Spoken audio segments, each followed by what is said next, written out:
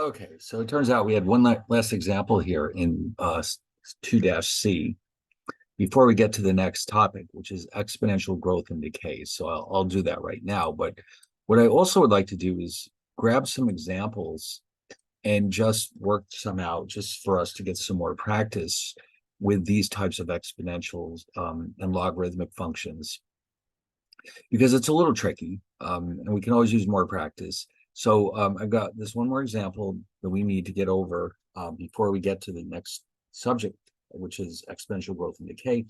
But before we do that, we'll work on some more examples. Okay. Anyway, so let's take a look at this one. So we've got the integral, as you can see, of 3 over 2 to the 3x power. Now, it looks to me like this will be a good candidate for u substitution. So why don't we try this? U equals 3x, which would mean that du is, oh, wait a minute now. I just realized, just looking at this thing, if we rewrite it as 3 over 2 to the 3x power, that's actually the same thing as 2 to the negative 3x power. I'll tell you why. Why don't we try u equals negative 3x instead of positive 3x, and then du dx would, of course, be minus 3. And then finally, du would be minus 3 dx. All right, that works out a lot better, I think. We can just neaten that up a little. Okay, so in other words, when we move this 3 to the outside and rewrite this as 2 to the minus 3x dx, what's good about this is that actually maybe we shouldn't have moved it out there. What we can do here now is rewrite this as minus 2 to the minus 3x times minus 3 dx. In other words, these two minuses were introduced. And of course, that doesn't change anything because a minus times a minus is a positive. But what it does do is it lets us rewrite this as 2 to the u power du. Now, we've seen examples where we had e to the u du. This one's a little bit different because it's a different constant. So if you go back here, we did at some point introduce this one. Let's go find it. There it is. Okay, this is what we need. The integral of a to the x dx is 1 over log a to the x. Okay. All right, so let's, actually, I'm going to copy this so that we won't lose it.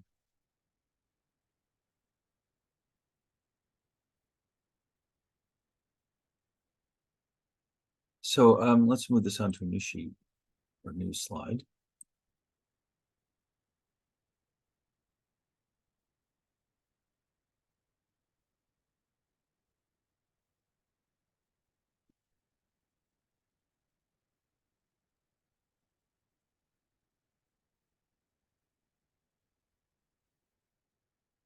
All right, here we go. So here's the equation that we wanted to remind ourselves of. And here's what we have right now.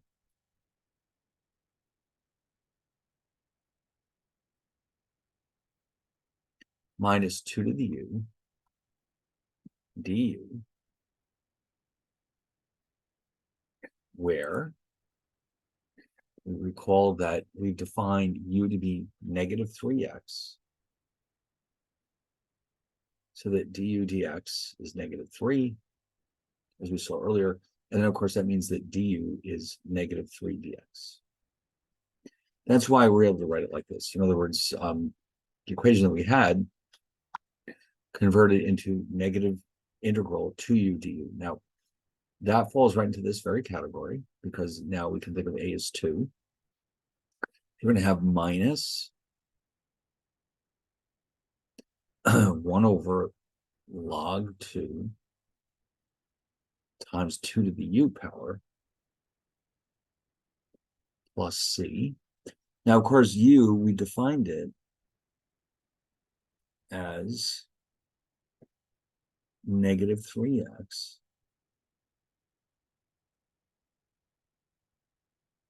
And since it's an indefinite interval, we need the constant. So this is the final result. Now, the tricky part was, of course, recognizing that this particular case probably would best be solved with u substitution, but then also recognizing that when we get to this point, it's not e to the u du, it's a to the u du. And you recall that this is very similar to e to the u du. The only real difference, in fact, let me just put this in here for you, that this one is just e to the x plus c. So here you've got the a to the x, but all of a sudden you need this extra term here, 1 over log a. You don't need that here because that would just simply be 1 over log e, which is just 1. So they're very similar to each other, but they're, there's that one extra wrinkle there that you need to worry about this natural log of a. Other than that, this is no different than what we've done before. Okay. So, so the final result is negative 2 to the minus 3x over log 2 plus c. All right, so now before we start this next topic, which is just a simple extension of what we're doing, I wanted to go through and do a few practice problems just so we can get more experience with these types of situations. So I'm going to take these from the book. Here's an example. If you look at the end of 2-7, which is where we are right now, 2-7 exercises on page 230.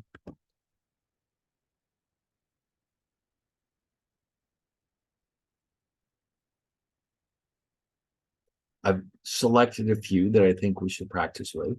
So, for example, number 311 is the definite integral from 0 to 1 of dt over 3 plus 2t. Okay, so it looks like we're going to need to use u substitution. So let's try u equals 3 plus 2t, so that du dt is 2, and du is simply 2t.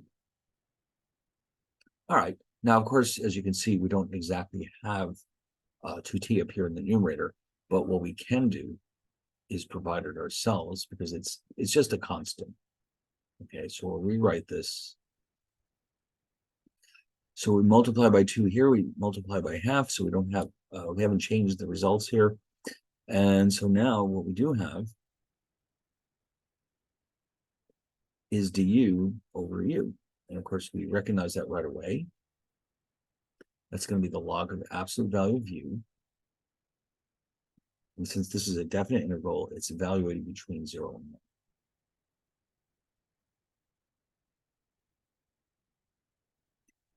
All right. Now, oh, wait a minute. I just realized I forgot to substitute the definition of u. Let's do that next. So in other words, we're not done. We have 1/2. Let's write that again. 1/2 log absolute u plus, actually evaluated from 0 to 1. But remember, let me clean that up a little. Yeah, don't forget, we still have to go back and replace the u with the actual definition. So it's 1/2 log u, absolute u, 0 to 1, where u, if you recall, is equal to 3 plus 2t. Okay, so what we actually have here is 1/2 of natural log absolute 3 plus 2t evaluated from 0 to 1. So for this one, we don't need to really worry about the absolute value signs because no matter whether we plug in 0 or 1 in here, we're not going to get a negative number. We get natural log of 3 plus 2 times 1 minus natural log of 3 plus 2 times 0. So what we actually have here is 1/2 of log 5 minus log 3. Now you can leave it like that. It's correct, but if you want to maybe simplify it just a little, but that's as simple as it's going to get. Oh well, if you really are, you could also do this. Although this isn't really simplifying it, but oh wait a minute. See, now I'm using this tablet, as you can probably imagine. And so you got to watch out where it goes, because it doesn't just write on the PowerPoint slides. It acts like a mouse as well. So if I get it too close to these icons on the bottom, well, who knows what might actually happen. But anyway, this is the final result. So now let's take a look at another one.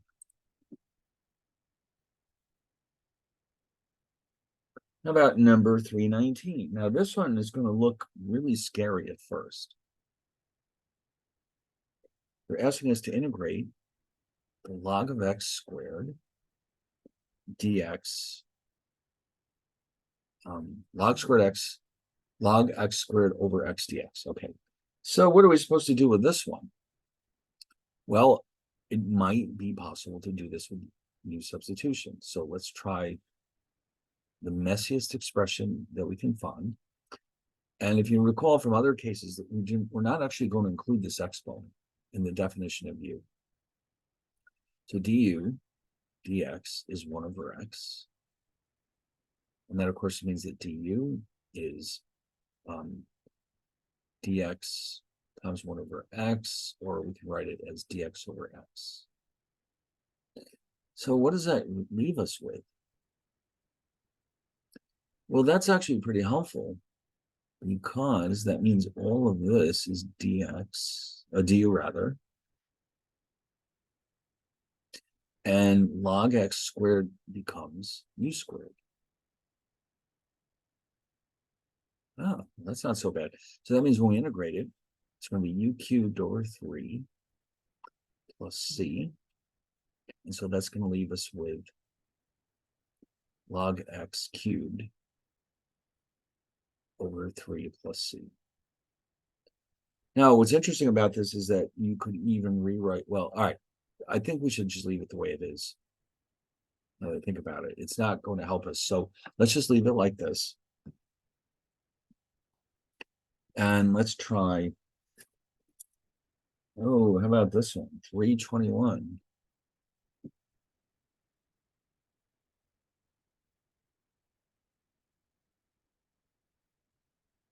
Okay, now this one also looks pretty terrifying.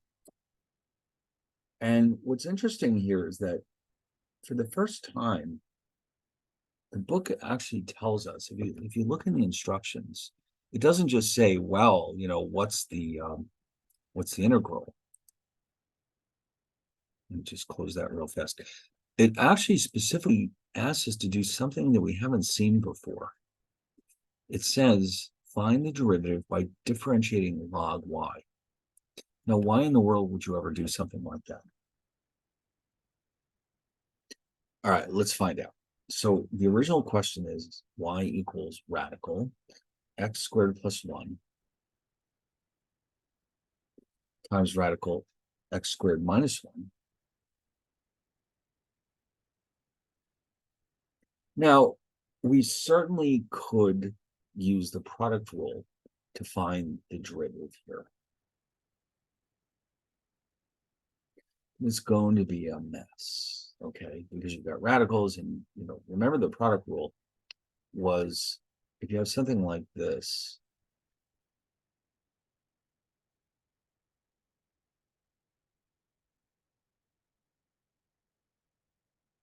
the product of two functions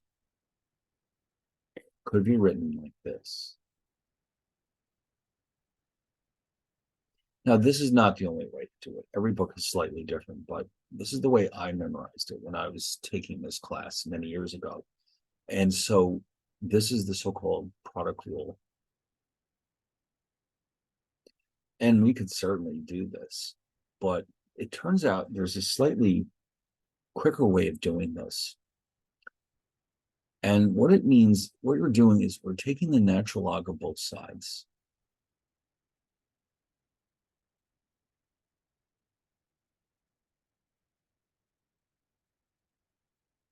Why are we doing this? Well, because of the nice properties of logs, which means you'll have, for example,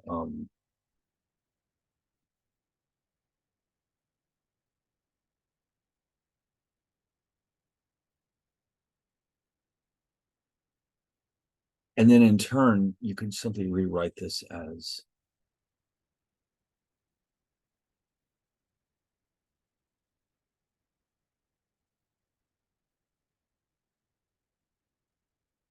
why can I do that? Because let's just quickly remind ourselves.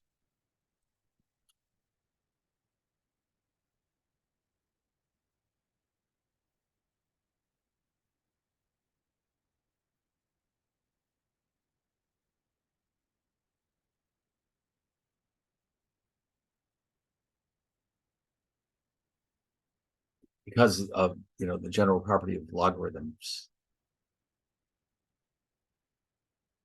Okay, now given all of this, you might say, well, how is this helping us? Because now we've got a log y on the left-hand side.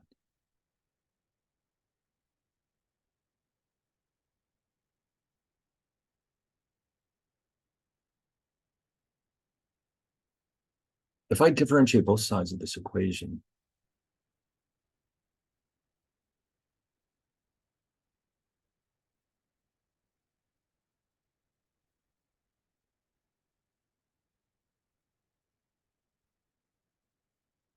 here's what I'll get.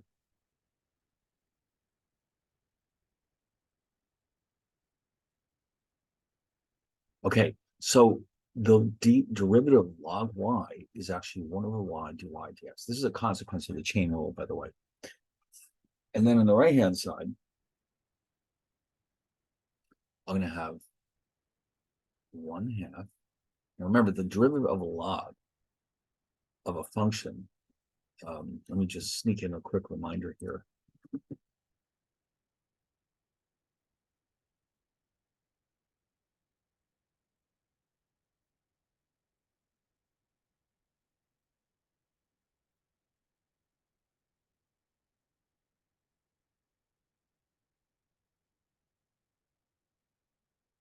So what that means then is that here, we're going to have,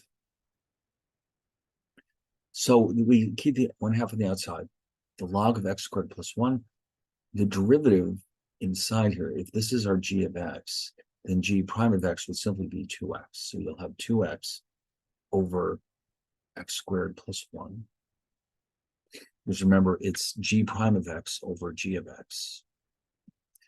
And then here, based on similar logic, you would have, this again would be g of x, 2x over x squared minus 1. Okay, well, now this is not going to be an easy one to do. Any way you look at it, it's going to be a mess. And sometimes this approach is a little bit quicker. So what I'm going to do is consolidate these. Both of them had a common factor of 1/2. But unfortunately, they don't have a common denominator. So I can't consolidate these two terms. But I can at least factor out the 1/2. Now, what I have to do now is this. Multiply both sides by y.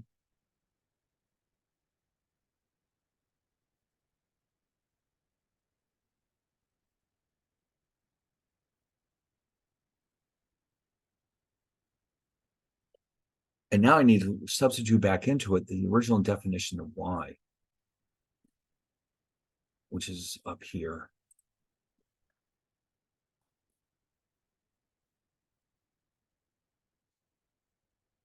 Well, I'm starting to wonder if we should use the product rule, but no, the book did tell us that we were supposed to do it this way.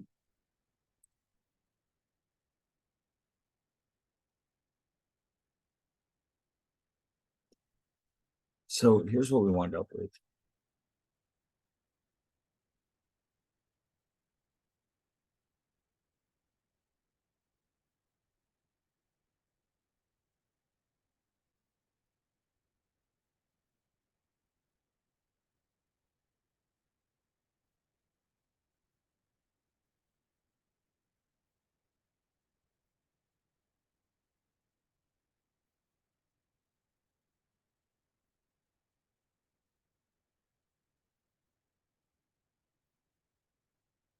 So I don't think there's anything we can do to make it any simpler. I mean, it's kind of a mess, but really the whole purpose of this question, I think you'll get more insight out of the next one. Maybe we shouldn't have done this one because it's such a mess.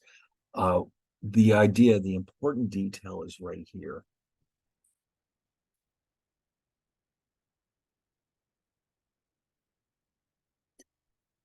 Yeah, don't, then it'll make a lot more sense in the next one. I think you'll agree. Um,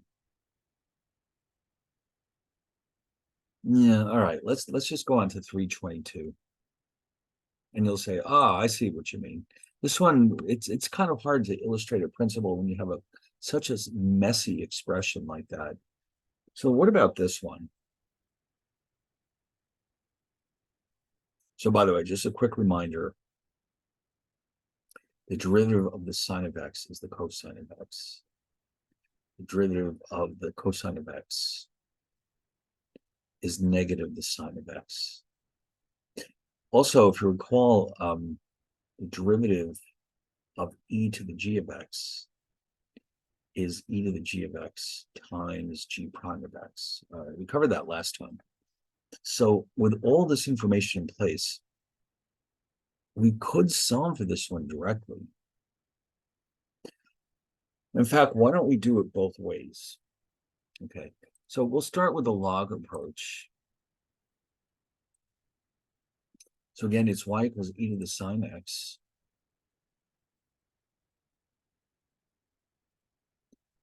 Now, if we take the log of both sides,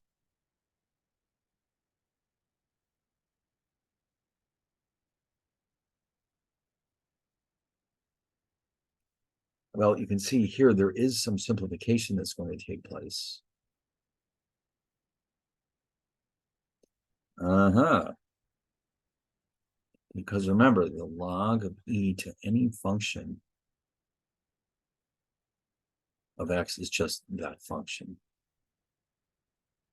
That's one of the properties of logarithms. Now, if that's the case, if I differentiate both sides with respect to x,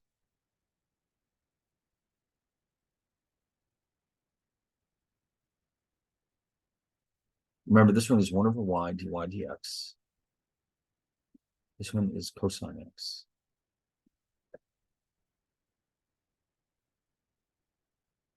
Okay, so 1 over y dy dx, let me just repeat that here, equals the cosine of x. So I'll multiply both sides by 1.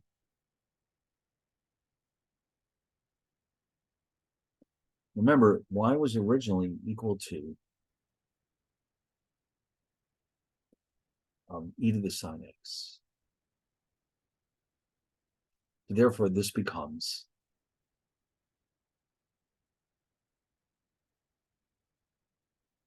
okay. Now, what if we had used the definition though? As I mentioned,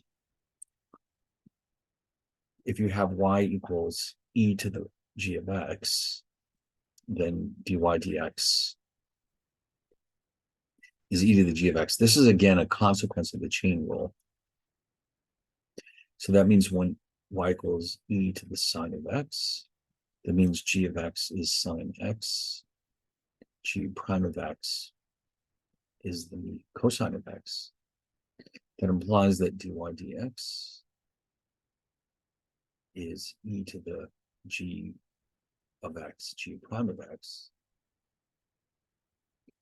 e to the sine x, cosine x. And so this is exactly what we had a minute ago. E to the sine of x times cosine x. Now I have to be a little careful here. I want to make sure that it's clear that this is an exponent. There we go. That looks a lot better. All right, so there you go. There's your derivative. So either way, you're going to get the same thing. But sometimes you'll discover that the log approach just simplifies incredibly messy expressions and can speed things up. Sometimes it helps, sometimes it doesn't. It's really just like any other technique you've ever learned. Or sometimes it helps and sometimes it doesn't. Okay, now we're ready. The next section, which is exponential growth and decay. Now, hold on a second. This got a little separated from everything else. Let me just move it real fast.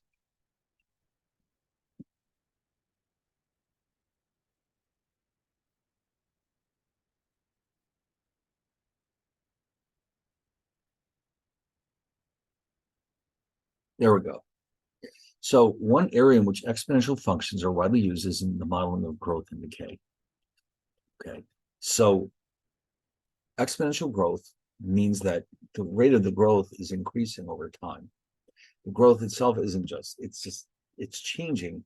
And in fact, if you recall the way this function e to the x looks, with exponential growth, whatever variable you're modeling will end up looking something like this. Okay, in other words, what's important to note here is that the slope is increasing as x increases. Or you can think of it as the curve is increasing at an increasing rate. Okay, that's what you're seeing here. It's growing very quickly. And of course, decay, this is exponential growth, is just the opposite. But growth, whoops, sorry, wrote the wrong thing. This is an example of what we mean by exponential growth.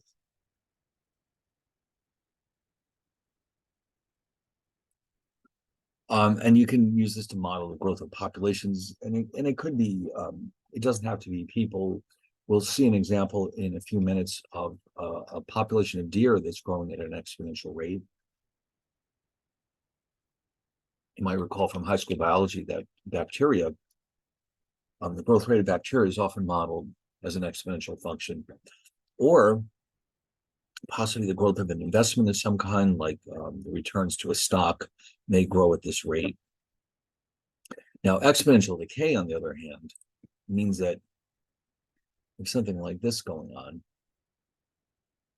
the value of something is falling off very dramatically at first, and then it sort of levels off. So, you might recall from high school physics, this is how radioactive elements decay over time. They gradually revert to lead.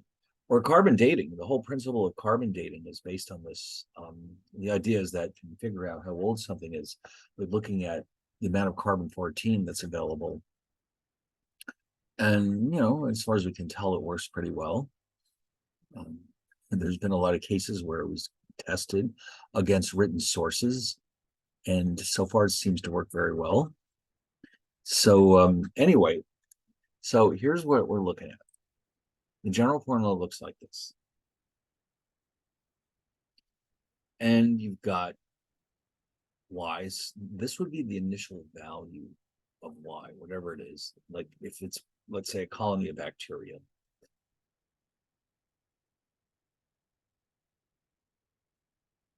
And then t is just time, of course. Now, k is referred to as the growth factor.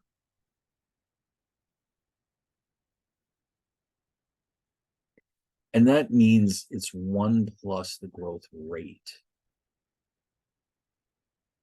In other words, if you're looking at a population that grows at an exponential rate of 3% per year, then this k would be 1.03. It's 1 plus the growth rate. Now, exponential decay, if you look at it carefully, you'll see the only thing that's changed is that the exponent is negative. Okay.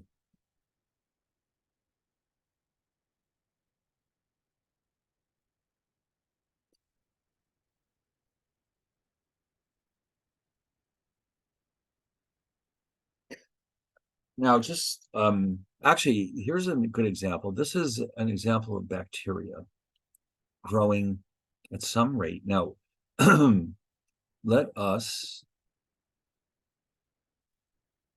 get out Symbolab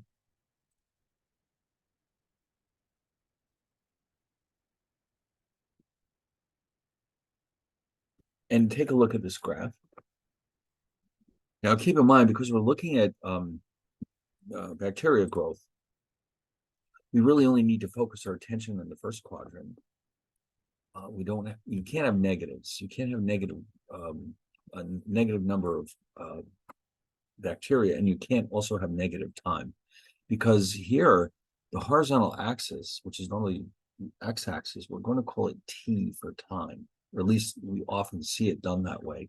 So time is the independent variable in these cases. The vertical axis y represents the population or whatever it is. So time is considered to be the independent variable. So that means we can't have negative time. So we have to watch out for that when we graph it. So f of t, and I don't think it's possible Symbolab can be told. I'm not sure how that would work, how you could tell Symbolab not to worry about the other three quadrants. 200 e to the 0.02 t power. I'm sure there's a way.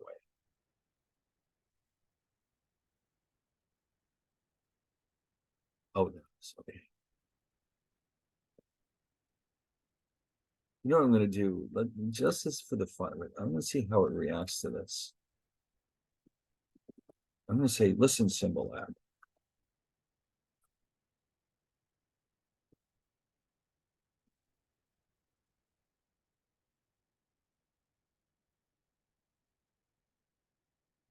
Don't let t be negative. Okay, I don't know what it's going to do.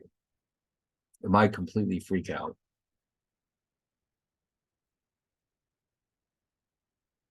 Oh my God, it obeyed me. All right. Now, because it's so small, yeah, it's not showing me. Let me see if I can zoom in or zoom out on it. Ooh, um,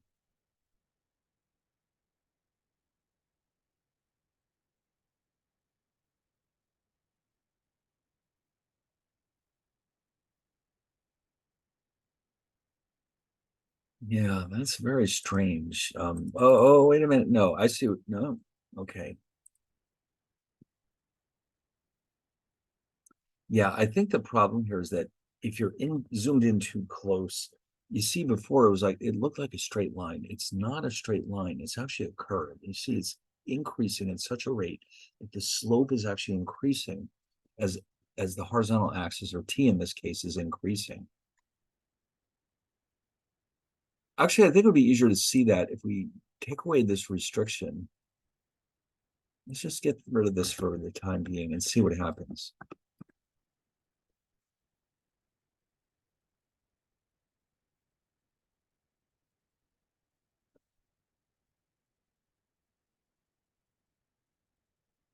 Oh no, it has disobeyed me.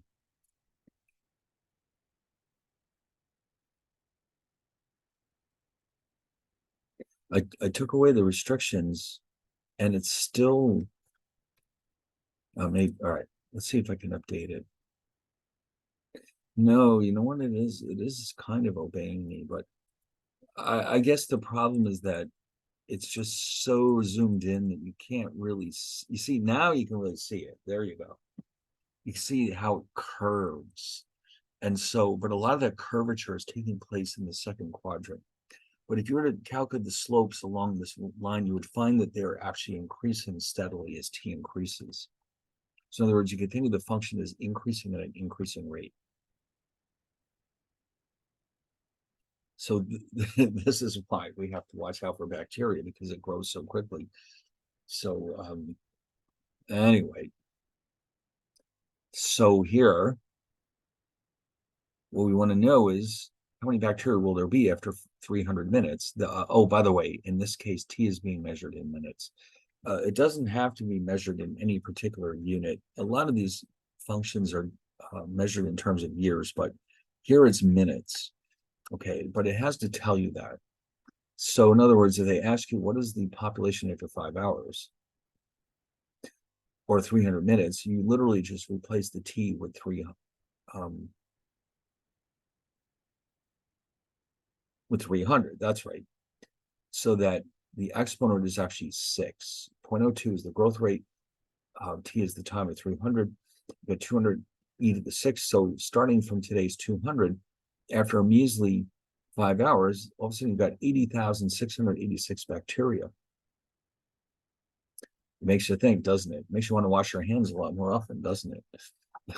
Because you don't know. I mean, they're growing very fast. Now, here's an interesting question. At what point, at what time, will the population reach 100,000? So what we're actually being asked to do now is solve for t. So what this indicates is that f of t is 100,000. It's the t that we don't know. So we set the 100,000 equal to 200 times e to the 0.02 t power. Now we got to solve for t. How do we do that? Well, guess what? We can use logs to do this. First divide out both sides by the 200, of course. And when you do that, you've got 500 equals e to the 0.02 power, 2t power. And now if I take the log of both sides, the reason why we're doing this is because the log of e to the 0.02t is just going to reduce very nicely to 0.02t. So in other words, as we've seen before. And then log of 500 is just a constant. So when you're done, all you have is log 500 over 0.02. And that's approximately equal to 311, which in this case is minutes. Slightly over 5 hours it will take for the population to reach 100,000. Okay. Interesting. Now we're going to move our attention away from biology to art, actually. Well, I guess technically this is an economics example. We've got a painting in our collection. Painting A, it's currently worth $100,000, and the growth rate is $2,000 per year. Regardless of how much time elapses, it's always $2,000 a year. Then we have painting B, which is a little different. By the way, it's pretty clear that here the growth rate is linear. I can describe the value of this painting at any point in time with a straight line. But on the other hand, let's look at this painting B. It's also worth $100,000, but instead of growing at $2,000 a year, it grows at 2% per year.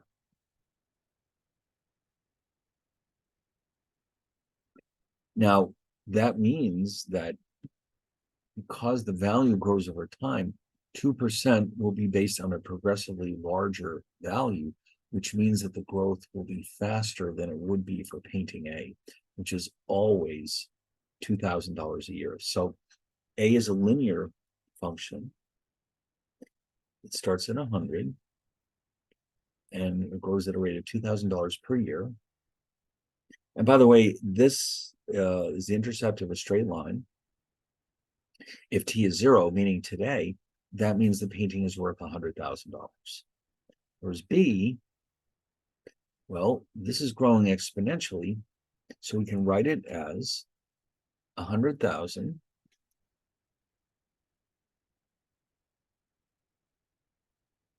e to the 0.02 t power. Okay, that's the difference between the two of them. And again, if t equals 0 in the second equation, the value of the painting will simply be $100,000. So we got in the first case a painting that grows at a linear rate. In the second case, it is an exponential rate. So we have a graph here that shows the progress of both of them.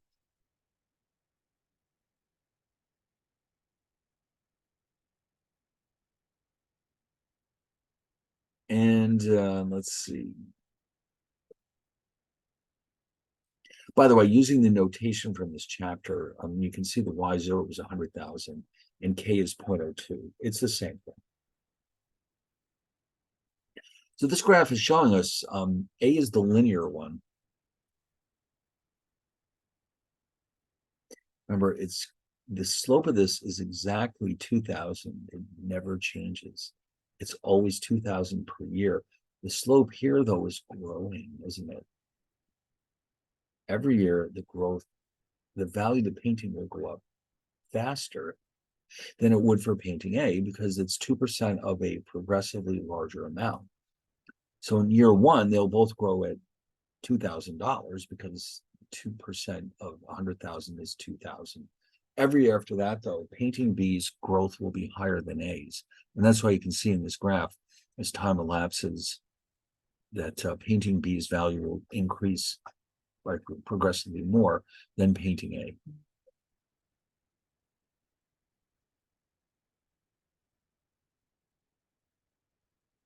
Now, here's an interesting question. What if we have observations on a variable and we're trying to figure out the implied growth rate? Okay, so in other words, here's the example I mentioned earlier. This is a biology example. We have in 2006, 80 deer introduced into a wildlife refuge. 2012, 6 years later, the deer population is up to 180. If we assume an exponential growth rate for the deer, what was the growth rate during this period? All right, now remember the basic formula here is this. But we can use any notation we want. So we're going to rewrite this in the following way. N of t will be the number of deer at year 0, a t rather. We'll keep y0 as the initial value, and then k will be the growth rate, which is what we're solving for. So, by the way, in questions like this, we're starting in year 2006, so we're not going to let the time be 2006. 2006 is the first year, or the starting point.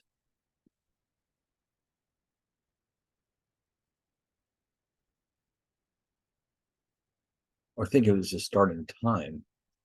And that will always be designated as time 0, okay? The process starts at 2006. That's what we mean by T0, where we're measuring this in years, by the way, which implies that 2012 must be times 6 because that's 6 years later. Okay, now what else do we know? Now remember, this y0 is the initial value of this population, which in this case is 80. You also know that in year 0, actually, based on this notation, these both mean the same thing. Okay, just want to point that out because that means t is 0. N of 6, the population in year 2012, is given to us as 180. So here's what we're going to do. We know that y0 is 80. Okay. So that means I can rewrite this as n of t is 80 e to the kt.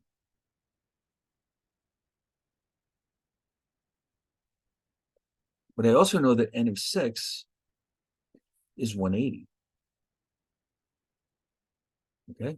So in other words, I just got through writing that n of t is 80 e to the kt, but the year 6 population is 180.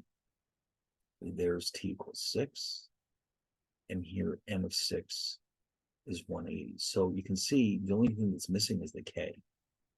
So divide both sides by the 80. I rewrite this as e to the 6k power. That means that 2.25 is equal to e to the 6k.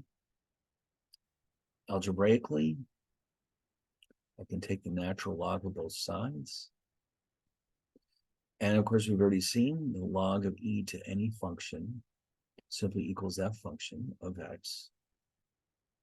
which implies that log 225, which is a constant, equals 6k, and therefore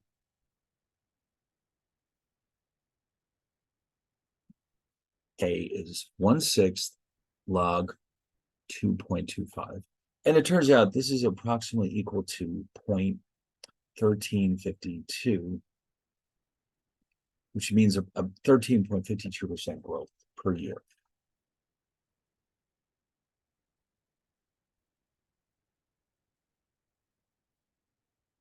Okay. So what we've done is solve for the growth rate.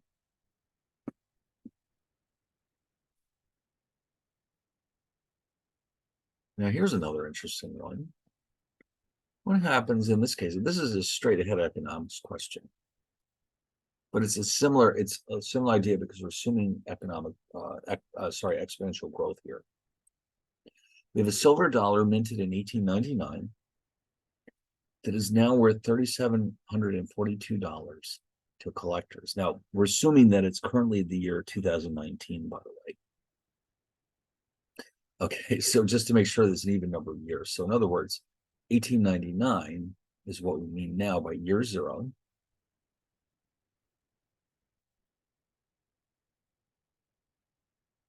And the current date we're assuming is 2019. We'll call that 120. Time is 120. Now, the value of this coin, and we're going to change the notation slightly again to this is the value at time t. In other words, not the number of deer this time, the value of the coin. You don't have to change the notation like that. It's just that it might be easier to think about what you're trying to do here. So the value at year zero, or the initial value, is $1 because it's a silver dollar. In 1899, it would have been worth $1, but now it's worth $37.42. This problem is very similar to the last one. We're going to have 37.42 equals. Now, because this is 1, we can basically just ignore it. E to the k times 120.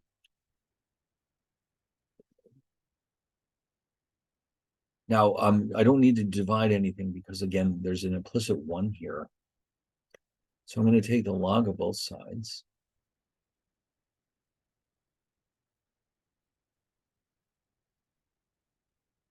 So whatever this number is, so k is log 37.42 over 120. And if you plug that into a calculator, let's see.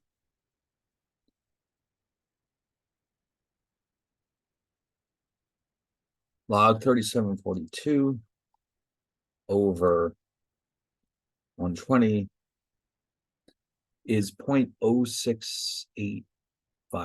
It's approximately 6.8% per year over the last 120 years. Okay. So that means if you own this coin all that time, your average rate of return is about 6.86%, which is not too shabby. So now what's coming up next is we're going to look at a slightly more complex example, but really what it is doing is showing us why we can justify using exponential functions to determine the rate of return to an investment. So what we're really doing is taking a step back and trying to explain why we can use this approach.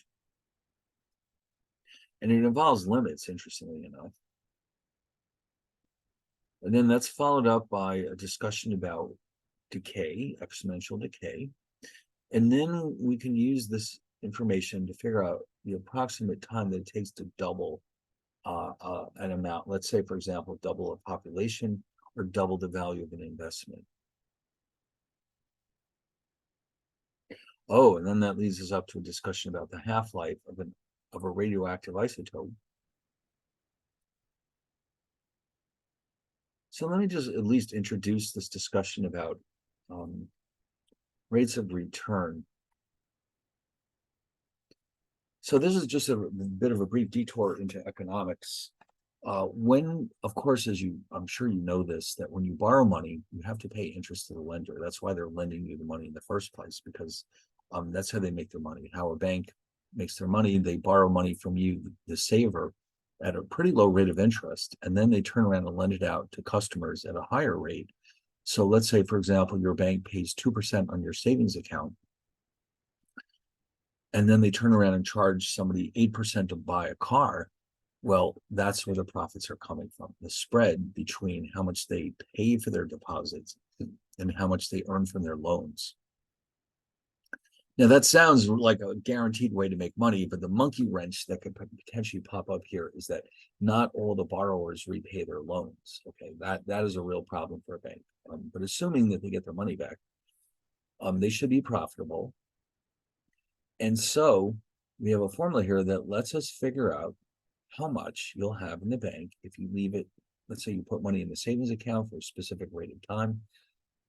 Given the length of time involved, the amount that you put in the bank, what kind of interest rate you're earning, you can figure out very quickly and easily how much you'll have in the future. And now here's something, though, that we have to introduce, though, before we go any further. Actually, I'll show you the formula right here. This is called the future value of a sum.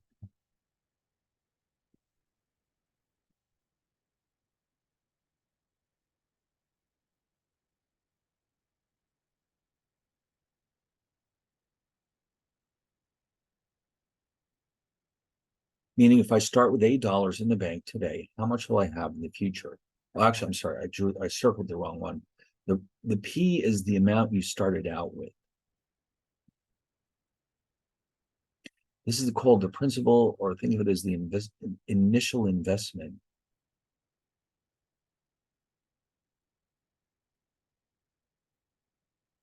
A is the future value. Okay. Now, R is the rate of interest,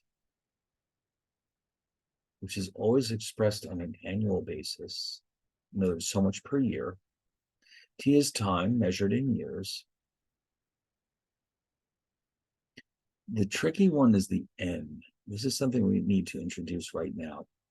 Why is that N there? Because interest is usually credited to your account more than once a year. Okay, so in other words, let's say you put your money in the local bank. I'll just mention this here. N refers to the number of times per year that interest is credited to the account of the lender or saver. For example, if a bank pays 3% per year on its savings accounts,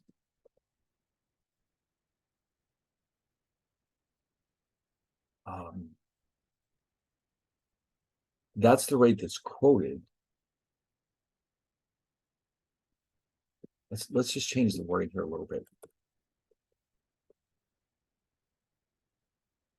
But actually pays interest 4 times per year or every quarter.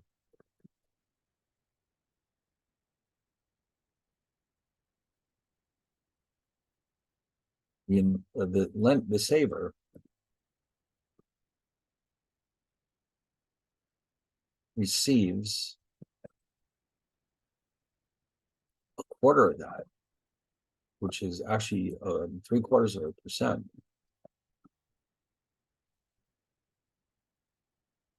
per quarter. So in other words, even though the interest rate might be quoted as 3% per year, the bank may have maybe actually paying it out 4 times a year, 1 quarter at a time. So if they are, This would be known as quarterly compounding.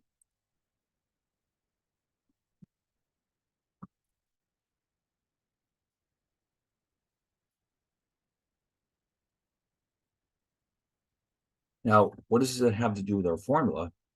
The N in this formula tells us how often we're being paid our interest. And this is sometimes called the compounding frequency. Okay, so in other words, for example, the quarterly compounding, interest is paid 4 times per year, so that N equals 4 in the future value formula. And it could be anything. It could be monthly, it could be daily, whatever. And that will have an impact on that future value. In fact, let me show you a few other examples. If it's paid twice a year or semi-annually, and it's 2, monthly means 12, and of course, daily means 365. So here's what I want you to take away from this. The more frequently interest is compounded each year, the higher will be the future value of the sum. This means that savers or lenders earn more, while borrowers also pay more.